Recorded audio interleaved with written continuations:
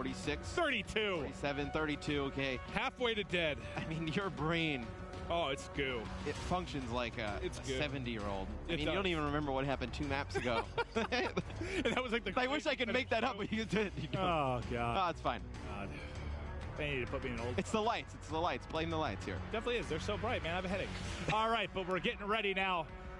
Game 5. All right, you got to pick a key player here from either side. Who's going off for their squad, bud? I mean, gunless for United. I mean, I think you can't really even pick anybody else. I mean, he's just been an absolute monster for this team. And I'm going to go with Clay on the side of FaZe. I feel like, Zuma and Attach have been playing really well up until this point. I think you need Clay to, be the leader, have a really good Game 5. All right, well, Arcides looking like Felony here. Mr. Mid-Map just trying to put through some pressure. Find anything he can. There's going to be a quick flank through. It looks like FaZe is ready for it. Able to tag up one and looking to push out. Not ready at all is Zuma. 2 kills coming in. Silly and Arcides doing work. Somehow still alive. Arcides taking gunfire from multiple players here. He's got one on either side. The pinch is coming through. Not looking the right direction. Is going to be Attached. It's now going to be Clayster trying to clutch up at a 1 versus 3. A lot of work to do. And this is one of my favorite things to see from a team. What the hell was that? That's what you call the snapper. He just 2-bullet him in the face. He looked like 2-tap Evans there. 2-tap Evans coming through. All right, let's see if he can clutch it up, though. NV4 in hand, got a couple bullets, and either player here has to turn this into a 1v1. He's got one below him, tries to get off the map. Oh! Almost clutches it as I think one took a dive. That would have been insane.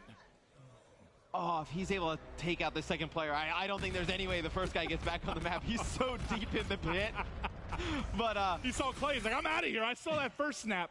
So I do like the push, all jokes aside, from E United there at the beginning. I like at the beginning of a search and destroy when you throw something a little bit riskier into the mix, because a lot of teams, in a Game 5 expect to be a little bit safer. They go straight mid-map, come on the flank, FaZe not expecting it. It's an easy first round for United. All right, well, let's see how the offense develops now for FaZe. Zuma has eyes on one, puts some shot forward, going up over the top. Was a FaZe player looking to maybe find that kill at the back site. So far, though, just a slow build up. Gunless wants to go inside, able to find one, but traded out very quickly. Going to be 3 versus 3.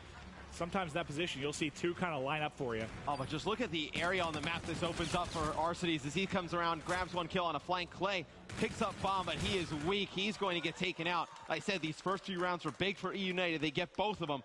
And we talked about E United doing the nice push up the middle of the map there. FaZe plays that really safe, maybe. I would have liked to see them try a little bit something riskier. Well, they need to figure something out, Matt, because they're down 0-2 here in the Game 5. This is a spot phase. Obviously, this squad's been playing together for what seems like forever. They've been in this position many times. Clay gets going. They get amped up. But right now, he's the only one that's found kills, right? He's 4-2. Only other person even on the scoreboard is Attached. And just look at the aggression from E United. FaZe just playing this so safe. They expect, a lot of the strategies you see some of the other top teams pull out, just really safe, really consistent. E United not taking that place out at all. They get the bomb down, and over at the A site, one that we don't see pushed too often, and now FaZe going to have to break. They're taking a really long route here. And Arcides was set up perfectly there to find one of the kills in transition, and it doesn't get traded out. Well, finally it does. So Enable is able to find the kill, turn this into a 3 versus 3. As E United trying to defend the bomb here, Matt. They're in a very good spot. 20 seconds left. FaZe is going way too slow for my liking here, Maven. Even if they pick up the kills here, they're going to have, 5-6 seconds to actually pick up the kills and then get on bomb. Silly picks up 1, and that may have been the kill that solidified the round. Yep, the RPR working wonders for him. Just staying alive, gets pinched from behind, but you still got Pristini and not enough time to work with the final gunfight. Not a matter of importance. They just went way too slow. Way too slow for my liking their FaZe. If you're going to go all the way around that flank, you have to just push into the A bomb site relentlessly. You can't just kind of play that slow. Because at that moment in time, it's a 3v3 with about 15 seconds left. You can't expect to take out all 3 players in, 6 seconds, 5 seconds? It's just not going to happen. Well, shots of the FaZe guys talking it over right now. Who's got to do it? Somebody has to go big here, man. They need somebody to step up. You need somebody to just make a play that kind of changes the momentum in the game. Right now, Clay playing pretty well, 4-3. You have Zuma at 1-2, Enable at 1-3. I think Zuma, if you look at those 2 players, needs to be the one that's going to have to be the playmaker. Let's take a look at the mini-map. A pretty passive defense there. Right now from E United, they're playing back by the bridge. kind of baiting out any kind of attempted plant here. You see the number 6 on the minimap is going to be Zuma watching, or sorry, Clayster watching the flank, but now he's going to have to get involved. His 2 drop. This is just all EU United. The sniper not finding anything yet. We've seen Clayster last alive so many times. He has attached to work with now, but he's got to get in there and help him. It's going to be Clayster again in a 1v2, but he's found the snipe. Now going to be a 1 versus 1. Gunless versus Clay. Bomb is down. They know he has a snipe in hand. How crucial is this round here for I mean, this round may be the game for FaZe. He's going to get bomb, and he's going to pick up a K-bar. Needs reloaded, only 4 bullets in the clip. All right, he's managed to do that. Now look at Clay. He's got still a ways to go towards camo. He did find the positioning there. Gunless doesn't need to challenge stuff. He knows that he has the sniper rifle, so not going to challenge this towards mid-map. This plant will give it.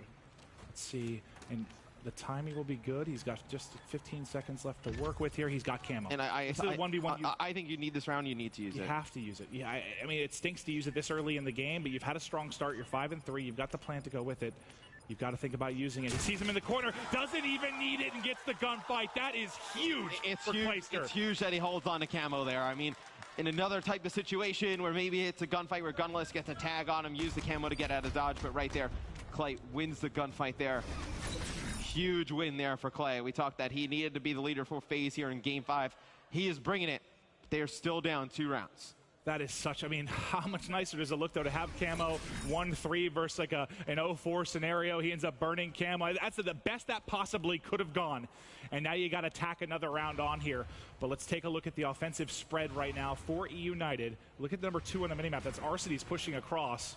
You saw him just at the bottom of the screen. I thought he might get into a gunfight with Clayster. Clay hit his camo, actually. Let's go to Clay real quick if we can get to him. He popped his camo trying to find the kill, and he just dipped. That was Arcitys dips across the map, so he uses his camo for nothing. I mean, they waste the camo, and EU United going to be able to get the bomb down here at A. Don't think they have any idea where Clay is coming from, though. He's going to be able to get one. Gets the Scarab, working towards more streaks as well. Clay having just a huge heroic performance thus far in this game, but you lose Enable there. Comes in with 3v3. Clayster still finding kills. Clayster finding another kill. He gets it 3, 9, and 3. Clay doing everything right now for FaZe. I mean, if he does not play like he does in these first 2 rounds, this is something where United is up. It could be a 6-0. 4-1, 5-0. Yeah, I mean, it is a blowout in favor of United. Clayster just willing this FaZe team all the way back, now only down to 1 round. And I'm curious, you know, with getting those 3 kills, I know he used the camo and not the best spot, but if they give him the defuse as well, how close? Well, it's going to be a longer game in general, just because of the scoreline. So if FaZe does make the comeback, he will get camo again, most likely. Well, I want to see how far he is. Can we check with Clayster? So he's halfway. Okay. And Gunless, look where Gunless is. Gunless hasn't used camo. He's 2-5. He's not that much past him. So he could get 2 camos up, and he's 50 off the bombardment, man. Yeah, I mean, if FaZe wins another round, Clay is, you'd think, potentially getting the bombardment. It's going to be first blood in favor of FaZe Clan there. So we'll see the bomb go down over at A. They're in a very good spot to win this round as well, tied up. Well, you see Arcitys should get shot in the back in a moment. He's going to drop, and who else is it? Clayster gets both. He's doing it all. He's going to find a third, maybe. No, Silly has something to say about that. And FPL Jump King has 20 seconds to work with here. He's in a 1 versus 2. Can he pull off some magic yet again? They're on both sides, and they're just scrambling away. I don't think he's going to have enough time to work with, but he's able to find one up close. He wins that. He has FTL jump, but with 10 seconds remaining, just not enough time to get it done. Yep, just needs to play the clock. Zuma picks it up, and we are all tied now at 3 rounds apiece. If Clayster won that 3rd gunfight, the place may have erupted. I would love to just jump on with Clay at the beginning of this. We'll see how close he is to camo. I bet he's very close. And I imagine he gets the bombardment out of that as well with 2 kills to the beginning there. And, you know, you talked about it statistically that Clay, I mean, okay, his teammates have been insane with their numbers, but he's been a bit lackluster, right, compared to the rest, and he does get the bombardment. And look at this. He's going to get his 2nd camo before Gunless gets his 1st. Yeah, I mean, it just shows with the adjustments in CWL rules, with how you get these abilities. You know, when you start to play well, you can really start to chain them together. And when you are not, as Gunless is on the other side at 2 and 6, it definitely hurts your team. I mean, getting 2 camos versus potentially only getting 1 is huge. Well, Pristini just being very aggressive, trying to make his presence known here. And now they have to worry about him. So they get the bomb plant at the bottom half of the minimap. And look at all the arrows that are focusing attention on Pristini. They're so worried about him. They try to pinch him here. They don't allow him to get a kill. But now you got to go. This is going to be another spot where you have to make plays fast. Now, Gunless does get his camo. Can he make a clutch play here in a 2 versus 3? I consider using it here just because the momentum is in FaZe's favor. You need to make a play. You need to take this round. Now you definitely don't, I think. You know, once that first player drops, but he's going to do it. Here it is. He can catch one. There's 15 seconds left. He sees one. He's got the planner and Gunless! Woo! What a round! Remember when I said don't use the camo? Yeah, right as you say it, he pops it and goes. 1v3 there for Gunless. As it looked like the game is starting to go in FaZe's favor heavy. Converts a 1v3, man. How important was the camo versus camo in the uplink earlier? You're seeing it again here in the Search and Destroy. Yeah, Gunless has had, some incredible plays with camo. He definitely got to take advantage of that ability. It's so strong. He got the ace, right? Because he was 2 and 5. I believe so. Wow. So Gunless with the 1v3 and an ace. That's the rounds that just kill you, and they're pushing forward, attached, trying to trade it out. A whirlwind there, but ultimately does fall. Trying to trade it back is Zuma. He's got one more to his right, can't find it. Now it is Clayster, the Phenom. 1 versus 2, but up close and personally can't get it done. 1 round away is United. And Clay still has full streaks. I wonder if you were FaZe, if you were going to play around those streaks at the beginning, and United realized that and was just going to push you straight up, because they got really aggressive towards mid-map, really aggressive on the wall run, not giving Clay an opportunity to play back, use those streaks. And I think if you're United, you may think about going over towards A here. Knowing those streaks are in play, you don't want to go over, try and plant that bomb outside.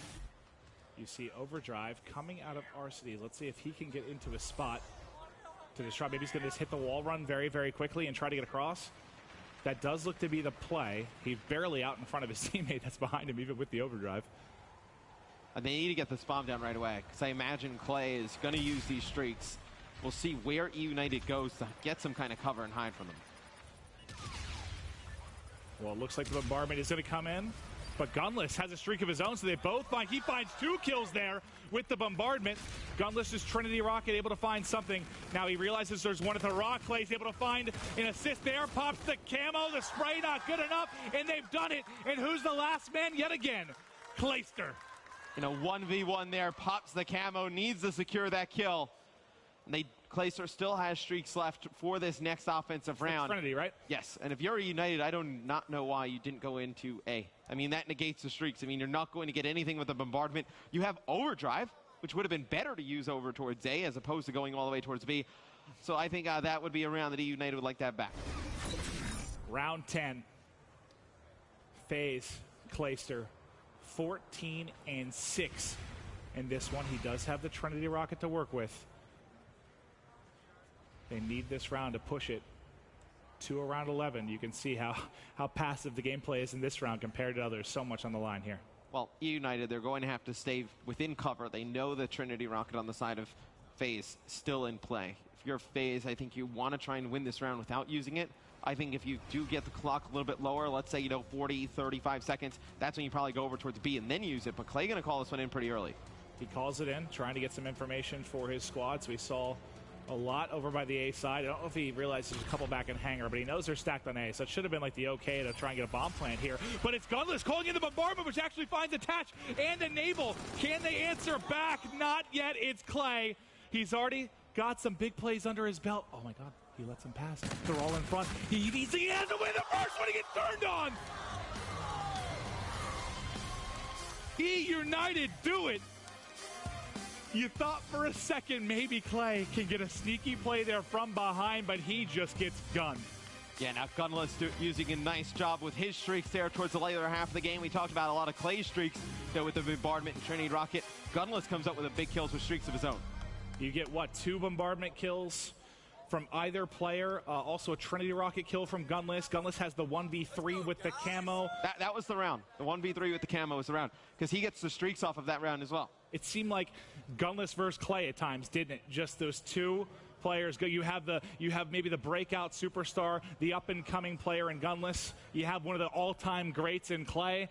Watching them go up against each other was truly a treat. And I feel like this really isn't, for E-United, it's not about FaZe versus E-United. It's about E-United versus everybody. Because I feel like a lot of the talk coming into this, and a lot of the talk from the players has been, United, they'll play some of these guys online, and after, like, the players will be like, oh, it's online. And United will be like, yeah, it's only online, it's only online. And deep down, these guys are like, we just want to get to LAN and just blow the doors off of these guys. So it's just an us versus them mentality that, it's resulting in wins, man. That's a huge win there against FaZe. United, you're making some fans this weekend. We'll see if they can keep it going. We've got more matches to come after this quick break.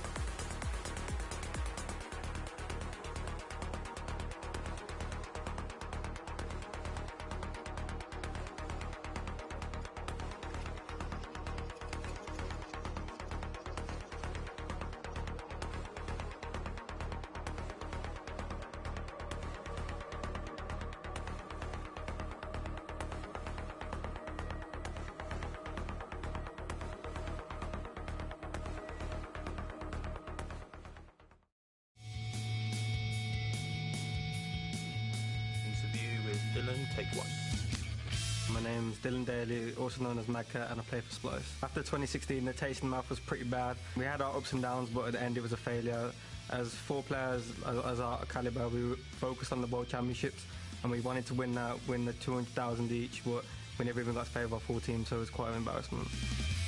I thought that the team, it wasn't getting better and it wasn't getting worse, it was just at a standstill, like there was no improvement, which meant changing was a viable option, which I did in the end. If you are just tuning in, that's a look at Splyce, one of the top European teams in Call of Duty.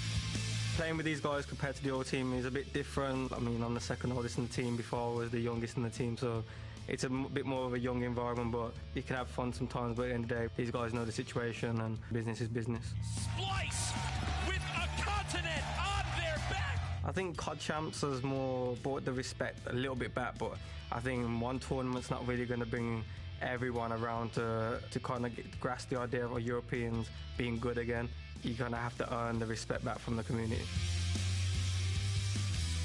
My expectations for MRG Atlanta is just 100% top 3, and then from on there, just win the tournament.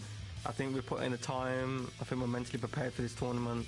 I think in Vegas we was a bit slacking at S&D, whereas now we play Search and Destroy and we kind of know now what we need to do, and we're kind of prepared for that. Everyone on Splyce getting involved, and no weak links there, and that is scary as we move forward.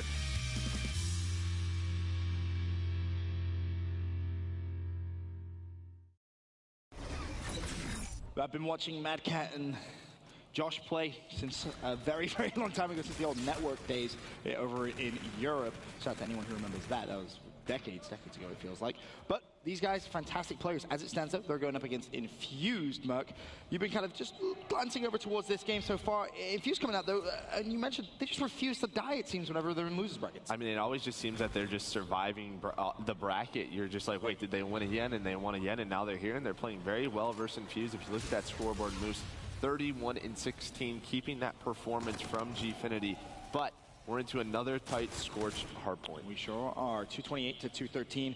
Infused got here by eliminating 3G, so 3G are out. Infused managed to get a 3-1 victory. This, of course, the first map of this losers bracket game. Chance, do you see any way Splyce can come back into this one now? Well, they definitely can do it, but they're going to have to break in the next few seconds. Obviously, we've seen it happen quite a few times. So the question is going to be for Infused, do they want to keep pushing this hill or go ahead and rotate? It looks like they're going to try and push, but of course, they just need 5 more seconds. Phansto going to be inside the hill, and he picks up an incredibly important 2-piece to hold that off. But still Infused, they just need 4 seconds. But I don't know, Splyce, if they get there fast enough, whoever's in the hill needs to leave, and that is going to be the case. So yeah, one opportunity. And that's what I wanted to see from Splyce. He ends up giving that scrap time because he has reactive armor, but all 3 of his teammates go down, and that's game number 1 towards Infused. It is indeed. Infused sitting pretty 1-0 up. I guess the question I want to ask TP over to you. You've seen it so many times where Europeans come across, they end up in the losers bracket, but they just do stay alive. Infused is one of those teams that we've seen do it time and time again. Why is that? What do they have? Is it a clutch factor almost? It has to be at this point for how many times we've seen it from these guys, especially. I don't know if it's Marky B just keeping them composed or what, but they just find a way to squeak out these games time and time again. It's very impressive, and I feel like it just, overall, it's got to be practice, right? When you go down to these clutch situations, you just go back to your sort of normal strategies, and then one player just seems to step it up. And right there is Moose. Nolson's been having a really good tournament as well. You have to give him his props. So Infused is looking damn strong. Of course, we got news just moments ago in terms of our grand finalists from last event. We had Cloud9 walking away top 24. Rise, they are now also out of this tournament, top 12. So our 2 grand finalists completely kind of falling down, but you've got to give some serious love and some serious props to the Panda organization coming out. You could say, quote unquote, causing an upset. They have a big, big fan support here. They even have their Panda mascot running around. I mean, this game, we didn't actually get to see the Panda versus Rise game. We know what was going on behind us, though. Are you surprised by this fall off from Rise? I mean, I'm surprised, but it just seemed like at this tournament, they just couldn't get their footing. They didn't really seem to have the sort of, they just couldn't keep it together from match to match. They seem to have a lot of struggles in that respawn.